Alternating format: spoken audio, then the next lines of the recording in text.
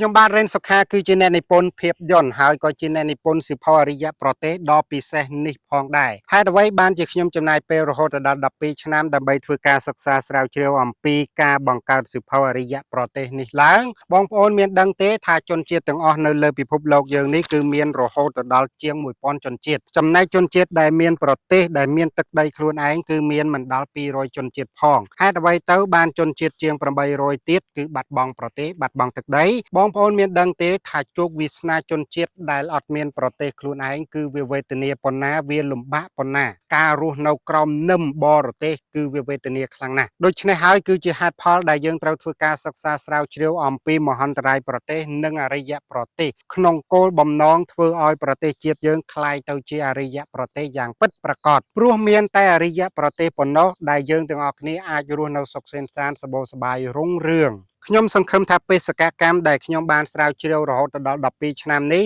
នឹងមានប្រយោជន៍ខ្លះៗសម្រាប់ខ្លួនខ្ញុំនិងប្រទេសជាតិយើងយ៉ាងសំខាន់ជាពិសេសនឹងធ្វើឲ្យប្រទេសជាតិយើងក្លាយទៅជាអរិយប្រទេសយ៉ាងពិតប្រាកដប៉ុន្តែដើម្បីធ្វើឲ្យប្រទេសជាតិយើងក្លាយទៅជាអរិយប្រទេសលុះត្រាតែពលរដ្ឋយើងយល់អំពីអត្ថន័យយល់អំពីខ្លឹមសារយល់អំពីរូបមន្តនិងមាគ៌ាដែលមានចងក្រងនៅក្នុងសៀវភៅអរិយប្រទេសនេះតលតែយើងយល់ទើបយើងអាចយករូបមន្តនិងមាគ៌ានេះទៅកសាងប្រទេសជាតិយើងឲ្យក្លាយទៅជាអរិយប្រទេសយ៉ាងពិតប្រាកដព្រោះមានតែយើងទាំងអស់គ្នាជាអ្នកចូលរួមជាអ្នកធ្វើជាអ្នកកសាងទេទើបយើងអាចរស់នៅសុខសាន្តសប្បាយសប្បាយរុងរឿងទាំងអស់គ្នាខ្ញុំសង្ឃឹមថាបងប្អូននឹងចូលរួមជាវនៅសៀវភៅអរិយប្រទេសដើម្បីគាំទ្រដល់ខ្ញុំបាទឲ្យមានលទ្ធភាពនៅក្នុងការផលិតកម្មវិធីនាទីចំណេះដឹងនិងកម្មវិធីឆ្លើយតប comment ជាមួយនឹងកម្មវិធីផ្សេងទៀតនៅក្នុងpage របស់ខ្ញុំបាទរិនសុខាសៀវភៅអរិយប្រទេសអរគុណច្រើននៅការគាំទ្ររបស់បងប្អូន